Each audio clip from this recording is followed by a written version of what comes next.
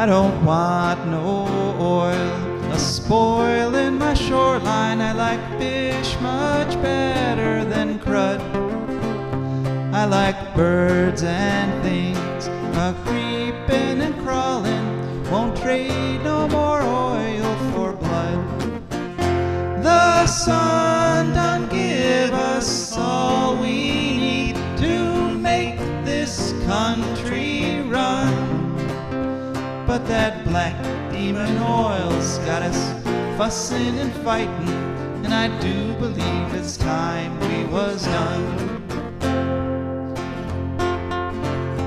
I don't want them nukes run by them kooks who think radioactivity is fun. No more three-headed frogs or kids with leukemia. Nuclear power ain't fit for a dog. The sun done give us all we need to make this country run. But that nuclear power's got us fussing and fighting, and I do believe it's time we was done. No nukes! Good morning, Toledo and Bowling Green, and good afternoon, Columbus.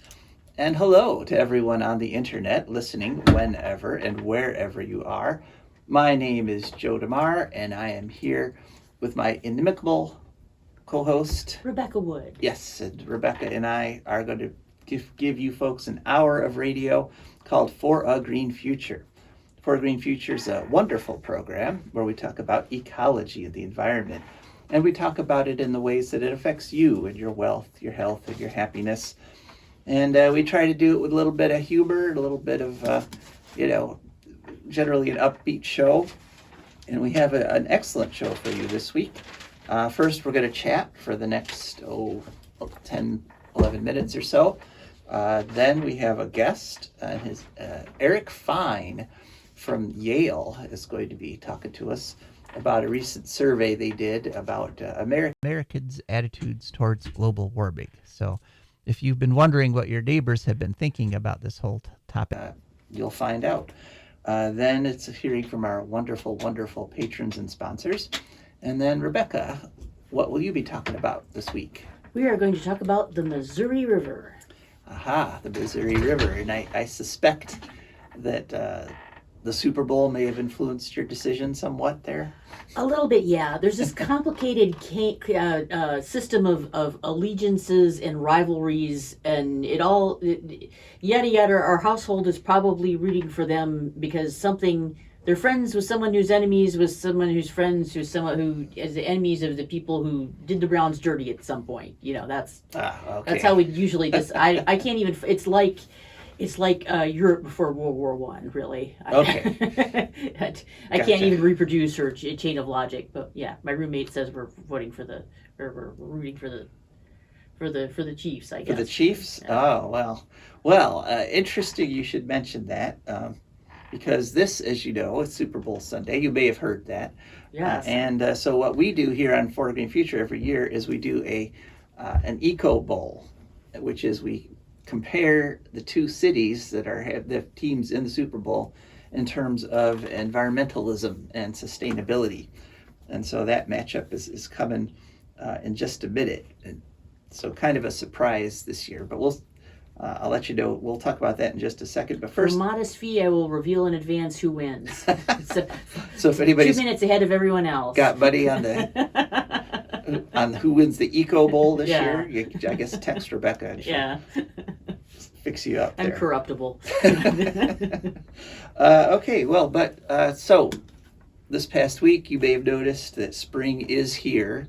The birds are all doing their mating songs and starting to build nests and stuff, and shoots are coming up from the ground, and maple trees are flowering, and the sap is running, but people are afraid that there's going to be another cold snap in a week or so.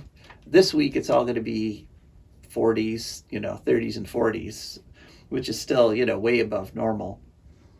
But if we get another one of those 1 week cold blasts from the Arctic, They're afraid that it's going to damage a lot of trees and things. That may be the case, but what I wanted to mention is that we broke a record this past week that really was not covered by the mainstream media, and so we of course have to pick it up here. And that is on February 9th, sea surface temperatures around the world globally reached their highest level ever. It got up to 21.15 degrees centigrade. That's about 70.7 degrees Fahrenheit. So like the average temperature in the ocean is 70 degrees right now.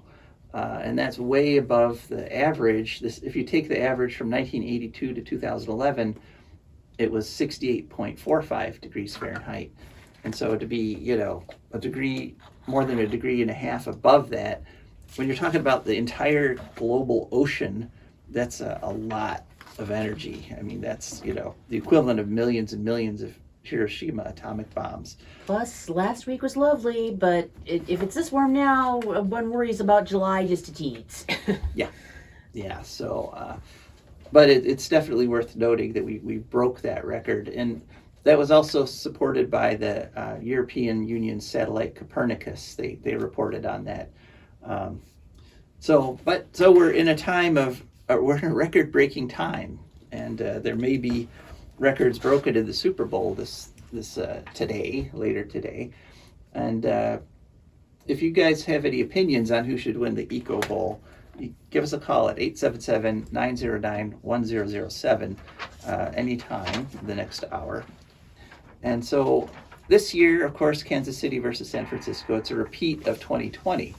Now, in 2020, we gave it to Kansas City, believe it or not, because there's all kinds of great things they're doing environmentally over there in Kansas City.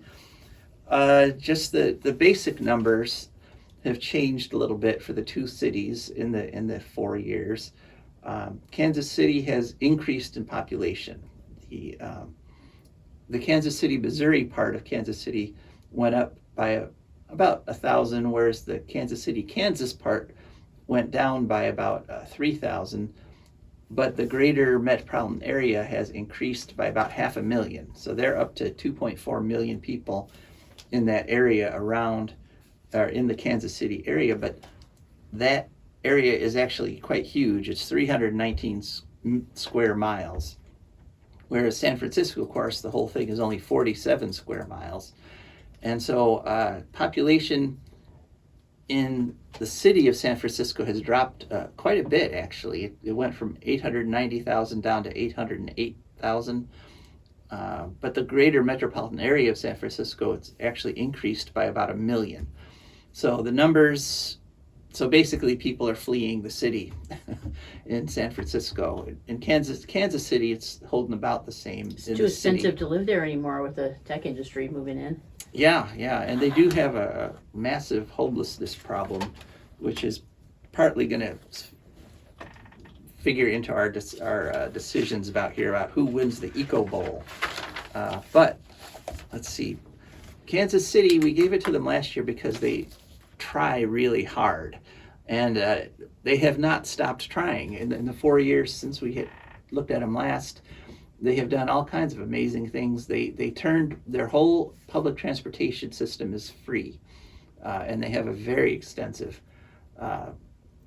fares. Used to pay 7 to 12% of the cost of their mass transit, and fares just went away, and they replaced it with a 3/8 of a cent sales tax, which everybody in the Kansas City area supports. Everybody thinks it's a great idea, so that they have buses and trolleys.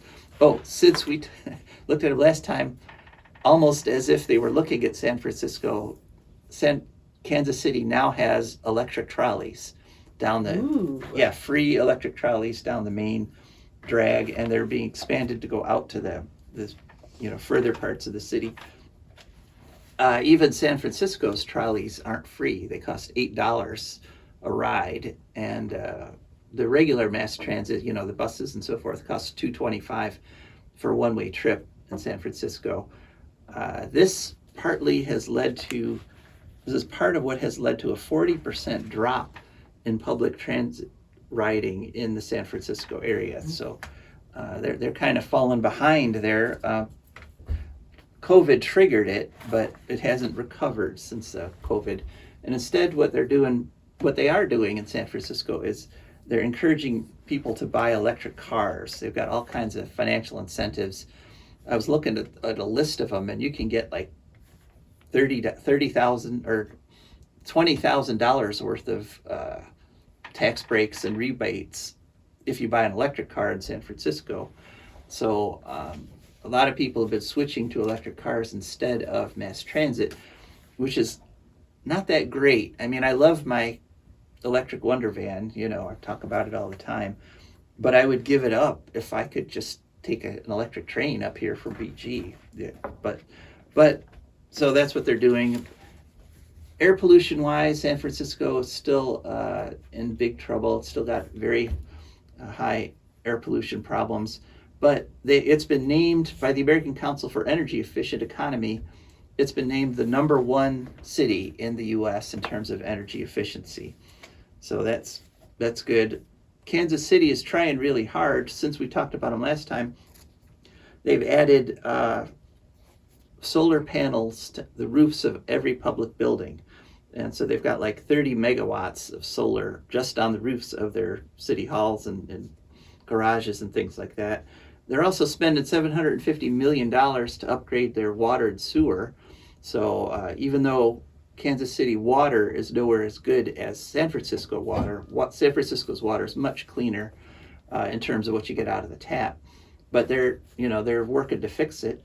And the city is looking at installing one of the largest solar arrays in the country. 500 megawatts is probably going to get installed in the next 2 years for their municipal utilities. So those are all good things. Greenhouse gas wise, from their peak, Kansas City's greenhouse gas emissions have dropped 21%, which is respectable. But San Francisco has dropped 48%.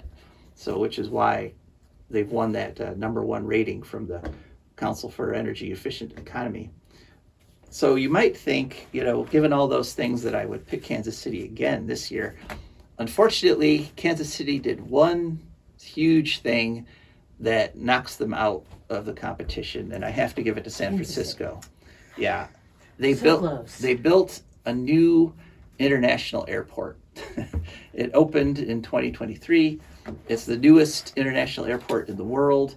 And so all the additional carbon that's going to be put into the air because we've got a new airport with all those new flights and things. You probably heard on the news that they're doing special flights from Kansas City to Las Vegas for the Super Bowl. All that kind of wipes out it takes a lot of electric car trips to negate the extra carbon put in the air by one plane trip. So unfortunately, the winner of this year's Eco Bowl is San Francisco. Yes, and I just want to point out that Bravo. Last time when we picked the winner last time, that's who actually won the Super Bowl too. So just something to think about. Yeah. And I also wanted to quickly mention that this year's Super Bowl being played in Las Vegas, there's been a lot of talk about the Allegiant Stadium there. They're saying this is the most sustainable Super Bowl in history, which is cool. The stadium's run by 100% renewable energy. They recycle pretty much all the wastes that are generated there. They have 20 different recycling waste streams where they separate it and recycle each, like cups versus silverware versus plates, and food waste, all the like half-eaten hot dogs and stuff.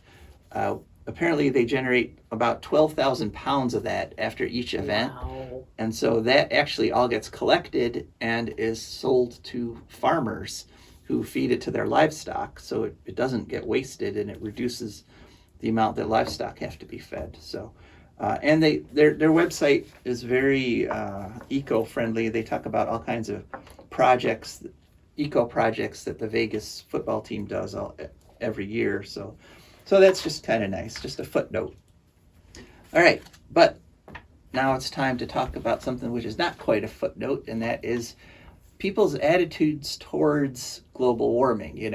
I mean, whenever somebody posts something on Facebook or on any social media talking about how bad the global warming is, like, for example, putting up the graph that shows that we just hit a all-time record high in the ocean, dozens of like global warming deniers leap in there with their nasty troll-like stuff and just try to say it's all a hoax and everybody's pretending and blah blah blah. So it gives the impression that lots and lots of people feel that way. But what Yale has done is they've gone and surveyed and find out what people actually think. And so let's Hello hear and that. welcome to For a Green Future. Could you please share with us your name and your position? Hi there, Joe. Thanks for having me on today. My name is Eric Fine, and I am the project manager for the Yale Program on Climate Change Communication. All right, cool. And before we get into the global warming opinion survey that you folks did, could you please just tell us a little bit more about the Yale Program on Climate Change Communications? What is your mission? How long have you been around? And what sort of things do you folks do? Sure. We actually came out of a conference that happened back in 2005, and Gus Speth, who was then the dean of the Yale School of Forestry and Environmental Studies, he brought together folks in Aspen, Colorado, a little over 100 thought leaders from the climate space. And his question to them was, hey, there's this giant gap between the science, the policy, and the action on climate change. How can we close that? And in particular, how can we bring in the social science and public understanding as key intervening variables? Because the social sciences hadn't been leveraged much until that point. So then in 2007, we started up and we study public climate change opinion and behavior. And we help others communicate more effectively to close that gap between the science, the policy, and the action. All right, well, a worthy mission and not too far off from what we do here on For a Green Future either. We talk about climate change with people a lot. Okay, so to your survey, the big number you folks uncovered this year, or 2023, is 72%. That is, 72% of Americans believe global warming is real and is happening. How does 2023 72% compare to previous years? So it's held relatively steady with some ups and downs. Our first surveys were back in 2008, and we had that 71% at that time. And then there was a dip, and it's gone up and down a little bit, but in the past few years, it's been somewhere between 70 and 76. Okay. So you surveyed for people from all 50 states, and in order to get a comparison between states in your survey map, how did you pick people? Could you talk, how many did you interview? Could you talk a little bit about methodology?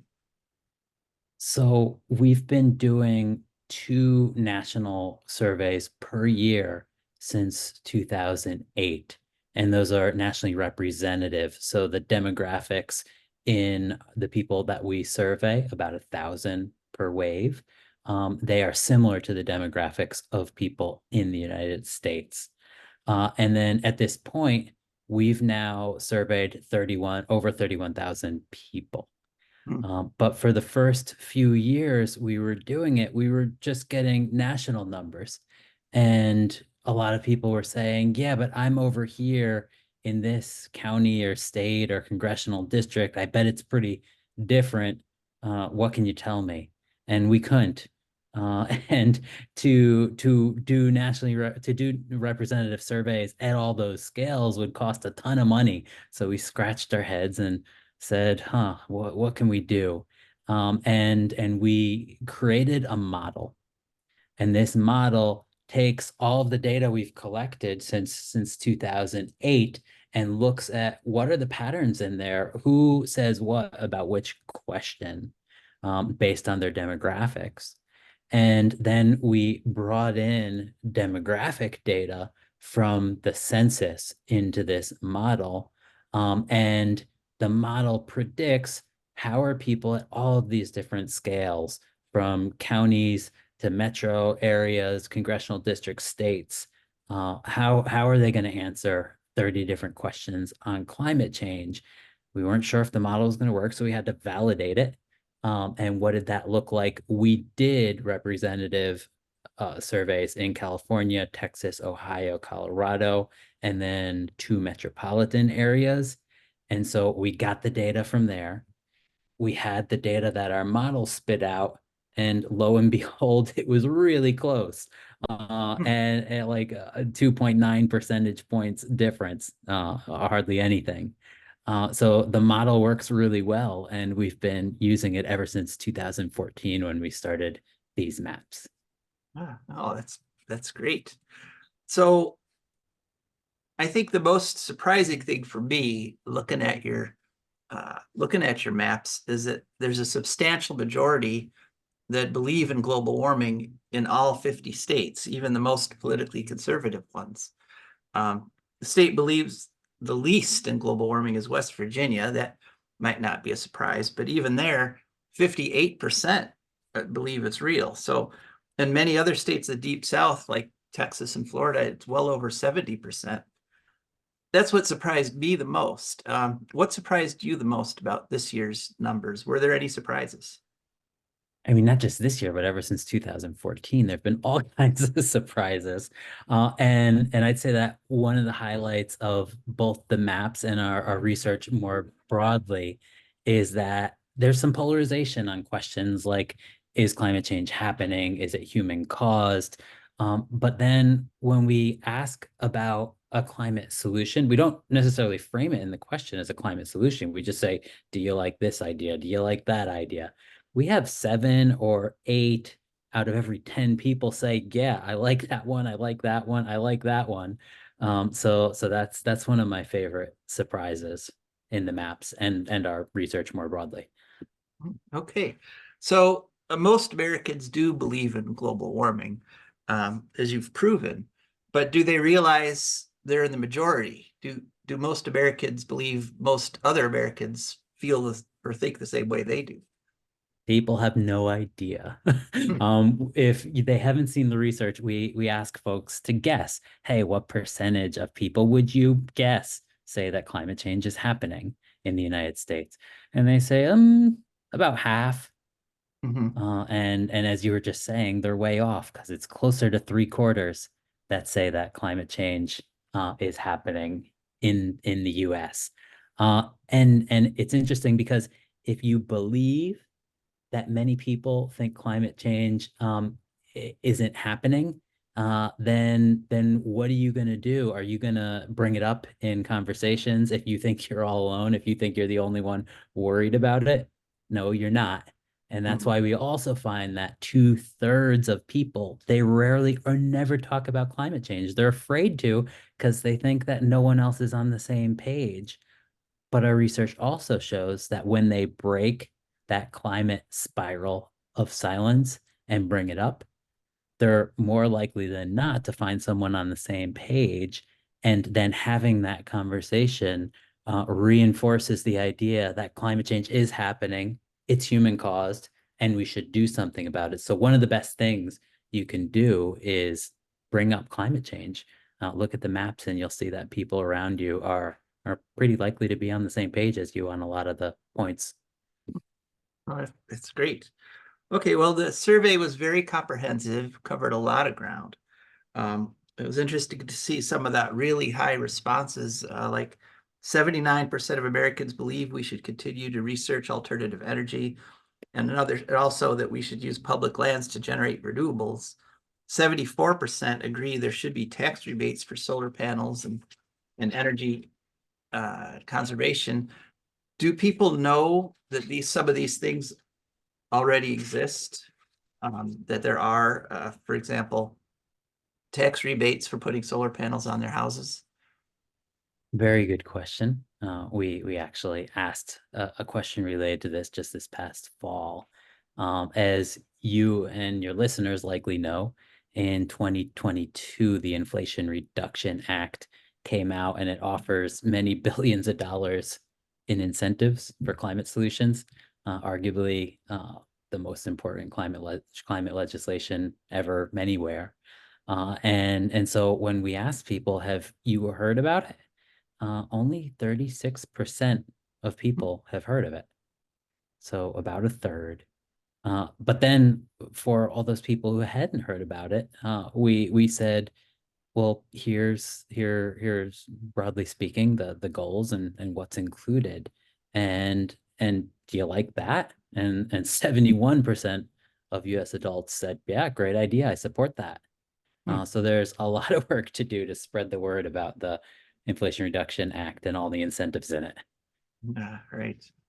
Okay, well, it's really heartening to see that people want to take action on global warming. And they don't just want more talk and study, they want concrete steps taken. But one question in your survey kind of leapt out at me.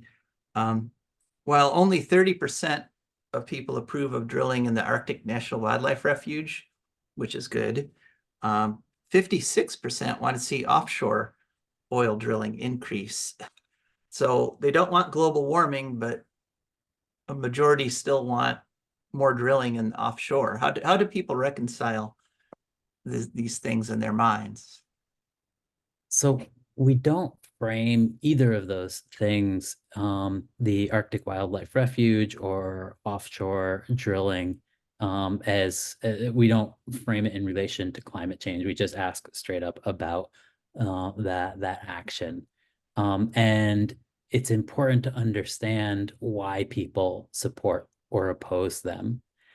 We haven't done in-depth studies on why people support those two actions, but we have looked at why they support some other climate solutions. We asked them, for example, why do you like the idea of solar panels? And a lot of people, they aren't thinking about climate change when they say, I want solar panels on my house, or that the government should subsidize them. They're thinking instead about, hey, I want to save money. I want to create a better future for my kids and grandkids. I want to be self-sufficient. I don't want to send money abroad to other governments or places that I might not be in agreement with. So with any of these solutions, it's important to understand why people support them in how you frame the solution and how you talk about it. Okay. Well, so how can people follow what the Yale Program on Climate Change Communications is doing?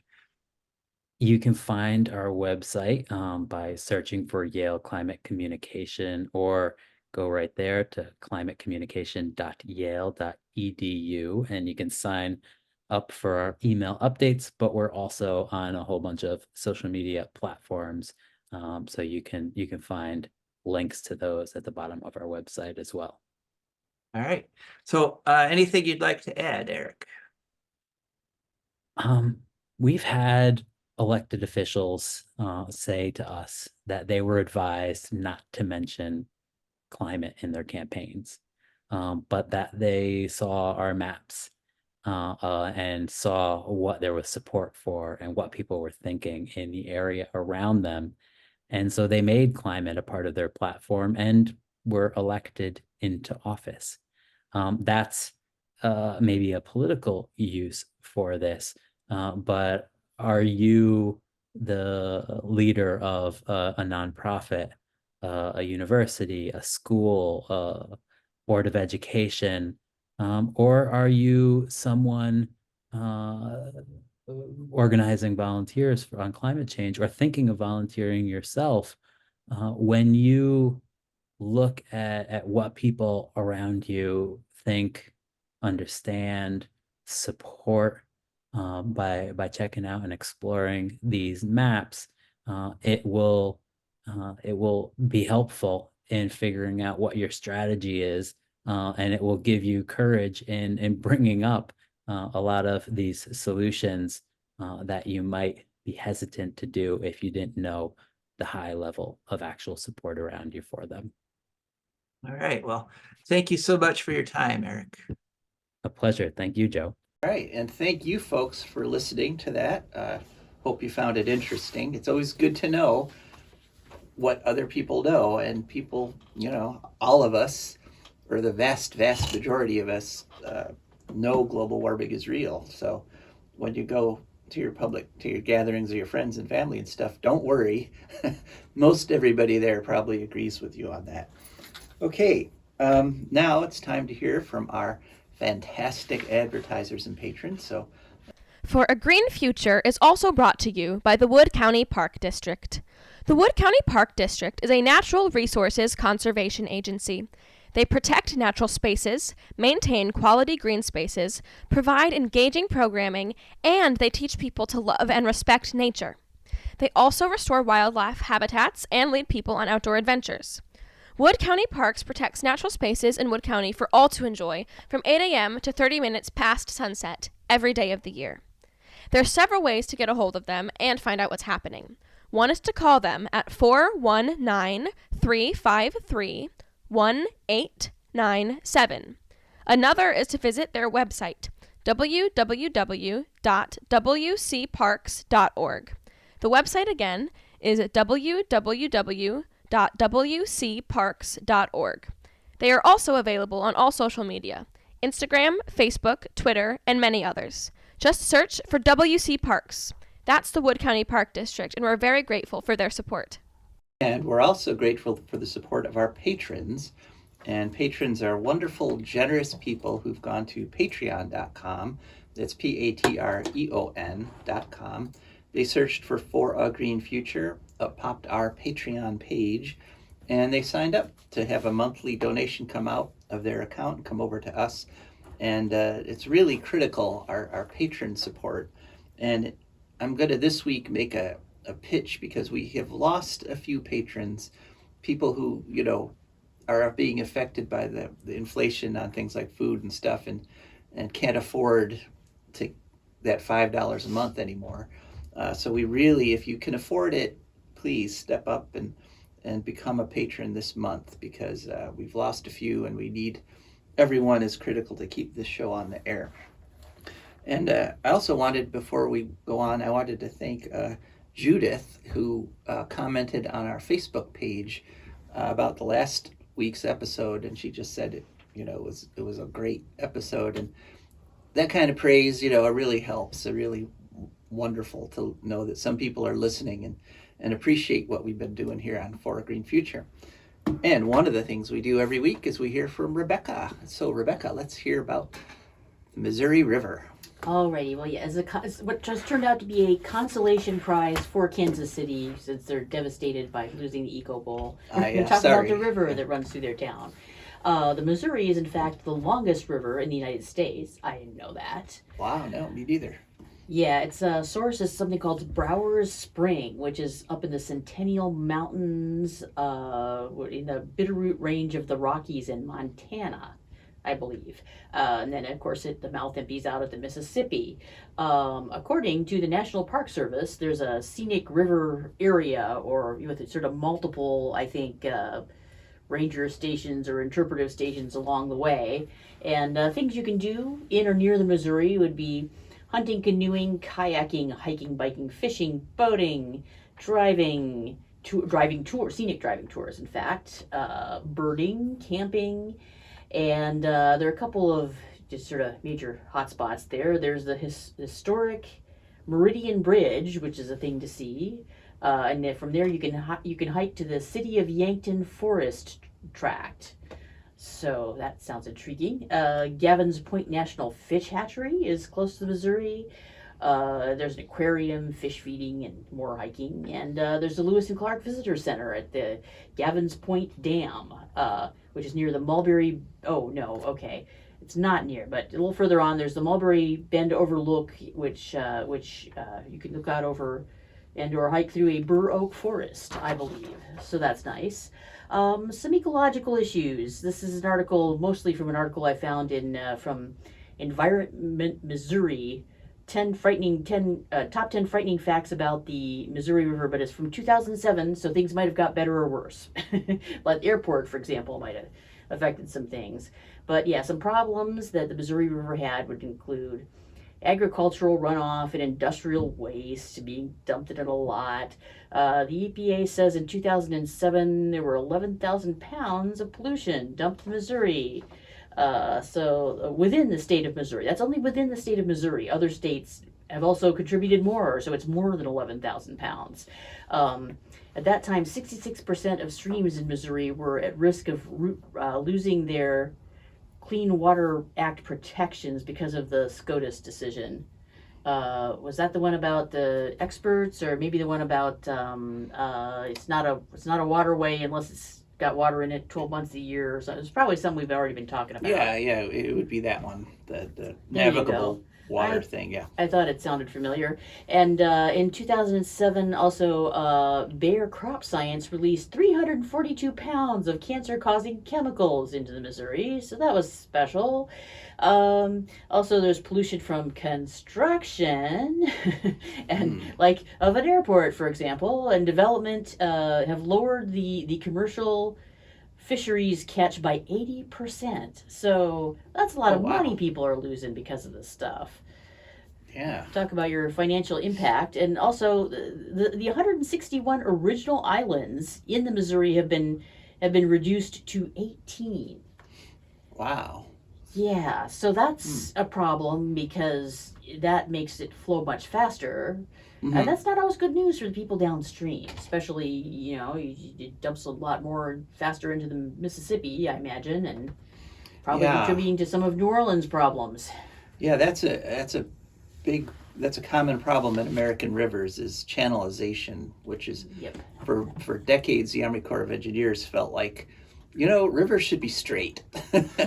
let's straighten these. All this bendy stuff, that's really annoying. So they would straighten rivers, and they would put storm drains in so that water doesn't flow into the ground. It just flows directly into the river, which causes really high water sometimes, so erosion events. And yeah, a lot of islands are in a lot of trouble. So, okay, well, thank you, Rebecca. So, yeah, if you've chosen Kansas City and you happen to be in Kansas City and you lose the game, you want to console yourself. A nice walk in one of those parks might make you feel better. There you go. All right.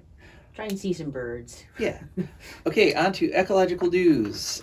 So first we go to Brazil, which has some good news, but following this, trying to get some details on this good news story actually tossed me down a rabbit hole that I didn't quite manage to come out of. So there's a little bit of confusion here. But the good news is that Brazil is expanding its solar very rapidly, like many other parts of the world. And what happened, according to evwind.es on a February 4th story, that they passed 38 gigawatts of installed solar power, which, according to them, provides 17% of Brazil's electricity. Most of that was rooftop solar. Most of that was people putting solar panels on their house. And we see that pattern around the world, that once people get going, everybody starts realizing the benefits of having panels on their house. It becomes a thing to do, and it really drives the clean energy transition. So that makes it a total of 45 gigawatts installed in 2024, which is an increase of 20% over 2023. So that much is clear. They're putting in more solar, and it's accelerating. But then when it got confusing was when I tried to figure out what percentage overall of Brazilian electricity is from solar. And there's a think tank called Ember, and they put out a report that says solar only provides 6.8% of the power, as opposed to 17% by this EV Wind organization. Ember also claims that Brazil has 93% clean energy, and they actually put Brazil as the cleanest energy source in the world in terms of countries, but they don't actually have a good definition of clean energy. And I saw other graphs that showed that Brazil gets most of its power from coal and oil, but then I saw another graph that says it gets 68% of its electricity from hydro. And for many years, since the 1970s, Brazil has been one of the world's leaders in biofuels. They have a lot of cars that run on basically sugar cane to create biodiesel, and that's been a government program since the 70s. So it's all very confusing, but it's definitely trending towards more solar and more wind. They installed a lot of wind in 2023 also. But the part that really makes it very confusing is that they're also the largest oil producing country in South America. They produce 3 million barrels of oil a day, and they're planning to increase that to 4.9 million barrels every day by 2032. So it's definitely a mixed bag, a complicated picture over there in Brazil. But wind and solar are coming along. They are both increasing. So let's hope they drive the fossil fuels out just economically, because the country's policies are a little confusing. So then we jump from Brazil, we'll jump over to Australia. And there's a story in the Progress Playbook on February 5th.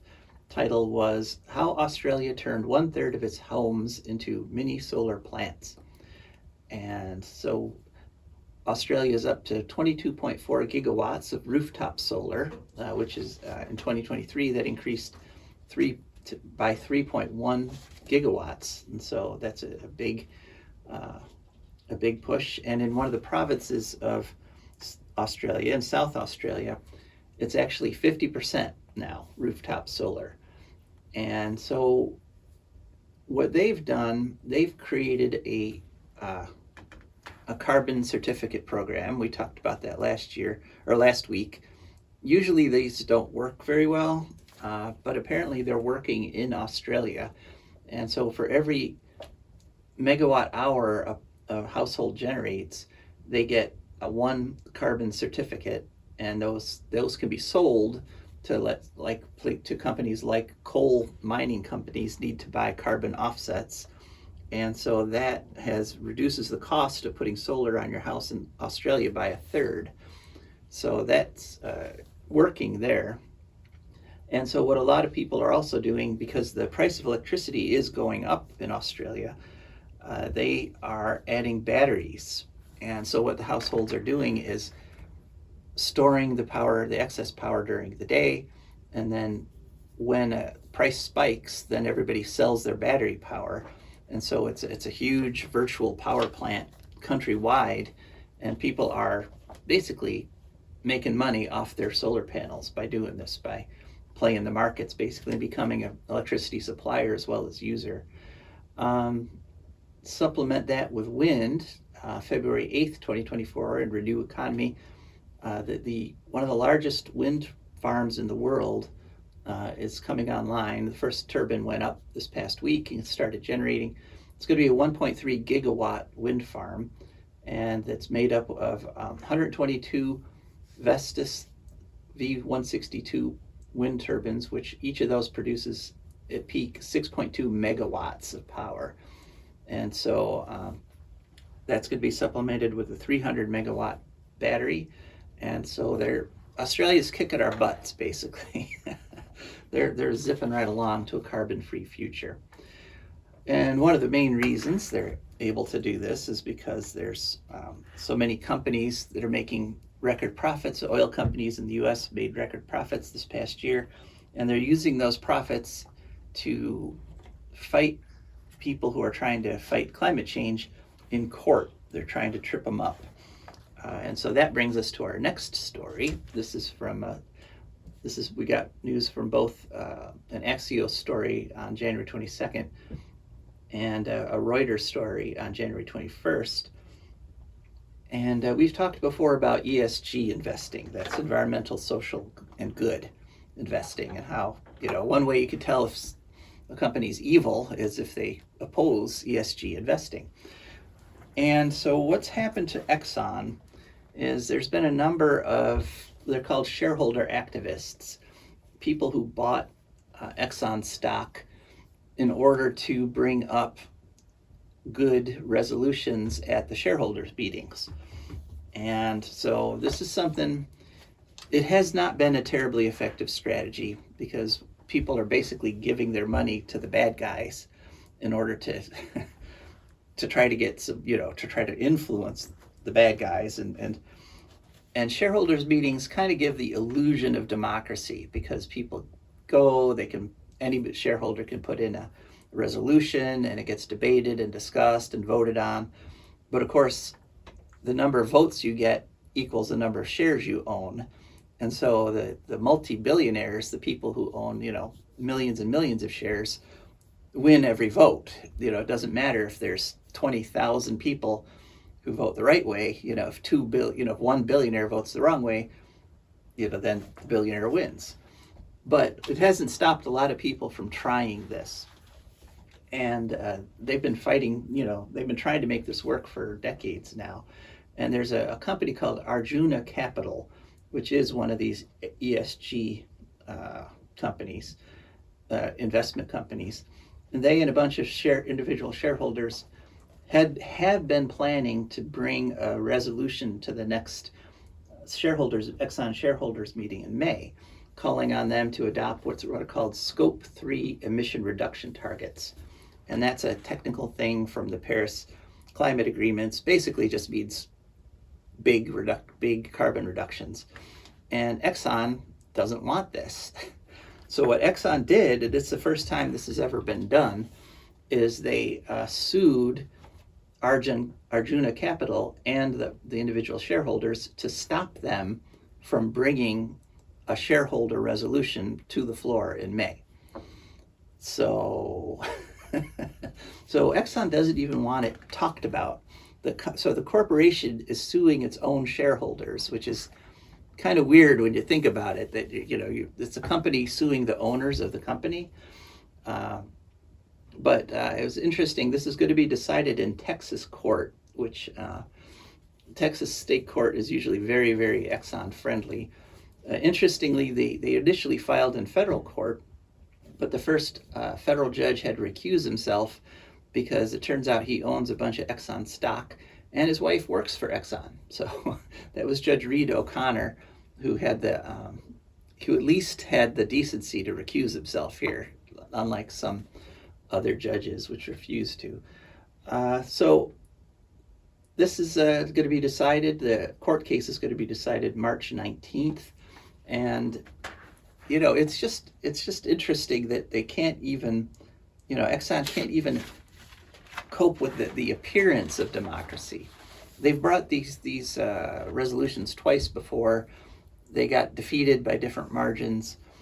I think this time they might win because the temperature spikes have been so amazing.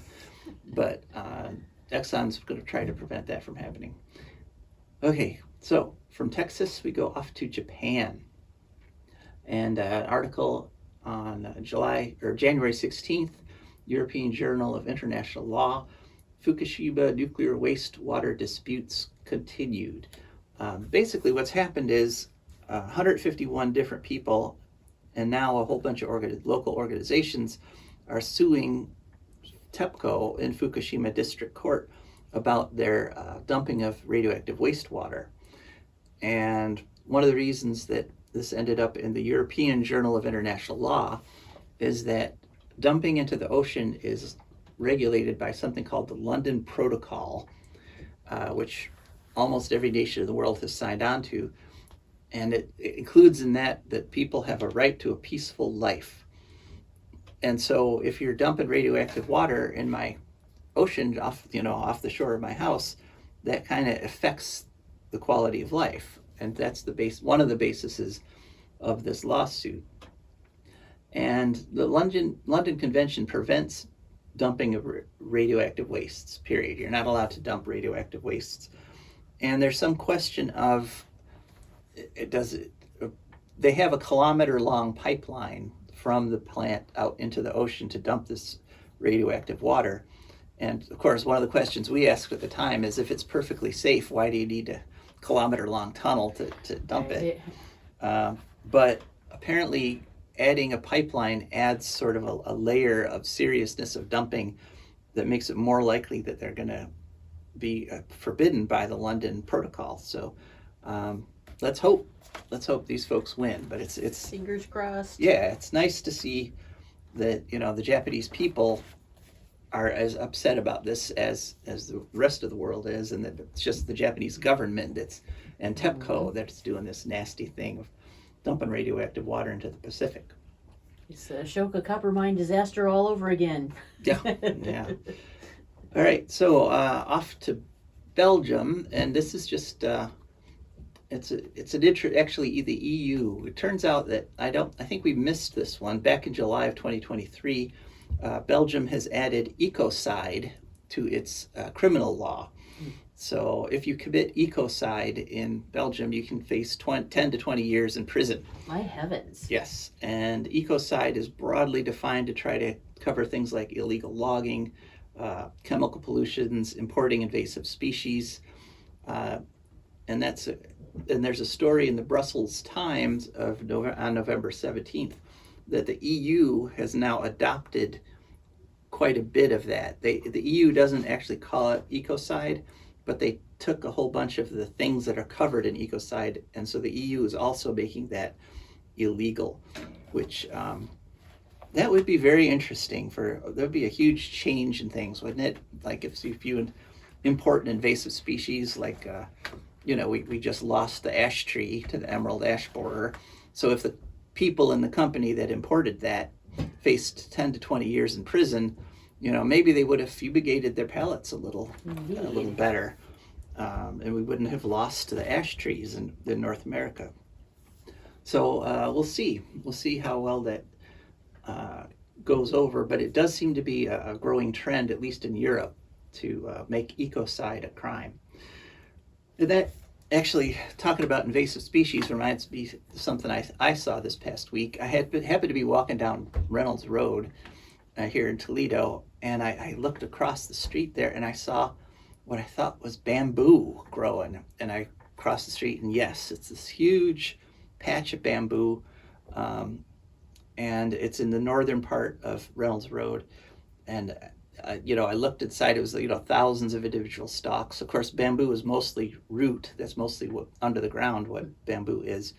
And you look inside. I pulled the little bamboo things apart, and it's just inside is completely dead. There's nothing but bamboo shoots in there, and we can't let bamboo get going up here in Northwest Ohio, because I have friends down south where bamboo is rampant, and it's creating incredible problems. And in fact, people with bamboo in their yards, actually the value of their houses go down because Why? because it's so impossible, so difficult to fight it. So the invasive species thing is happening everywhere, not just Europe, definitely. All right, let's see how we doing. Oh, we're zipping right along here. One more news story, and that is in the EU. This is The Guardian, had this story on January 24th. European Union fossil fuel emissions hit 60-year low. So the EU is down to 1960s level fossil fuel emissions. It dropped 8% from 2022 to 2023. That's the second steepest drop in history after the 2020 COVID emissions drop. And even though the economy has tripled in the European Union since the 1960s, the EU is trying to get a 55% drop by 2030. So they're actually a little behind on that. They still need to drop more quickly for that, but it's still, in fact, they need to roughly double the rate that they're dropping to meet that 55% drop by 2030 goal. But at least they're headed in the right direction. At least we should celebrate the little steps when they're successful. And so it's good news from the European Union that they dropped 8% on their fossil fuel emissions. Okay, well, that's all the news I had, but I did want to talk about one more thing, and that is today is February 11th. So 1 month from now is March 11th. And that is the anniversary of the Fukushima nuclear disaster. It happened 13 years ago on this coming March 11th. And so what we support every year is something called Unplugged Nuclear Power. where basically people are asked to boycott grid electricity for the 24 hours of March 11th, from midnight to midnight.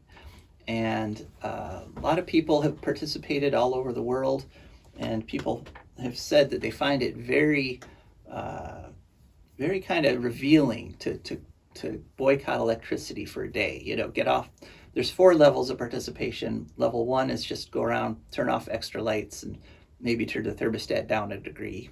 That saves 10% roughly for most households, and that's all we would need to completely eliminate nuclear power, since nuclear power only provides 9% of the world's electricity now. So even that level of conservation, we could shut nukes down forever. Level 2 is severe conservation. So you give up the screens, you know, no Facebook, no YouTube, no gaming that day. You know, turn off your lights, use candles maybe instead of electric lights that night. You know, just cook outside on a grill. Level 3 is turn off the power from the grid, but don't do that unless you've got backup for your essentials like refrigerators and sump pumps. And then level 4 is put more power on the grid than you take off that day. So, and that's what we're trying to do at our household now that we've got solar panels. All right, that's it for our show. As always, thank you so much for listening. And if you have any questions or comments, you can text or call 419-973-5841 or email joe@Joe DeMare, DEMARE, for a green future, FOR.org. joe@JoeDeMare for a green future.org. This is Joe DeMare. And Rebecca Wood. And we are signing off. So we finished the program about a minute early, so here's a little bit of bonus content. Back to the Kansas City, San Francisco, I talked about homelessness, and homelessness is a much bigger problem in San Francisco. The official estimate about 8,000 homeless. Most people think that number is way low. Kansas City, on the other hand, the official estimate's about 2,000 homeless. But the difference is that Kansas City has a plan to end homelessness for all 2,000 of their homeless people. And San Francisco is, quote unquote, fighting homelessness, but the scope of what they're doing, they're like building little houses, but they're building them a couple dozen at a time, does not match the size of the problem. And so that would actually be another point in Kansas City's favor.